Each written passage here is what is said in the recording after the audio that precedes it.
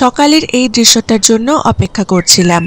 আমি এমনিতেই ভোর 4টে থেকে 4:30-র মধ্যে উঠে পড়ি। তখন বাইরে যেমনি ঠান্ডা তেমনি অন্ধকার। অনিরুদ্ধ যথারীতি প্রিন্সের সঙ্গে পাখির ছবি তুলতে কাক ভরেই বেরিয়ে গিয়েছে। দেখুন পঞ্চচল্লি স্পষ্ট দেখা যাচ্ছে। সৌভাগ্যবশত আজকে আকাশ পরিষ্কার। এখন বাজে সকাল 5:58। হোটেলেরও সবাই সূর্যোদয় দেখতে বেরিয়ে পড়েছে রুম থেকে। সূর্যটা ধীরে ধীরে উঠছে, দেখুন কি সুন্দর দৃশ্য।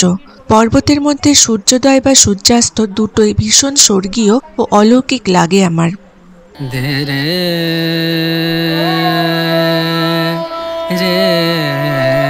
বাস্তবে ফিরে এলাম যখন ব্রেকফাস্ট এলো।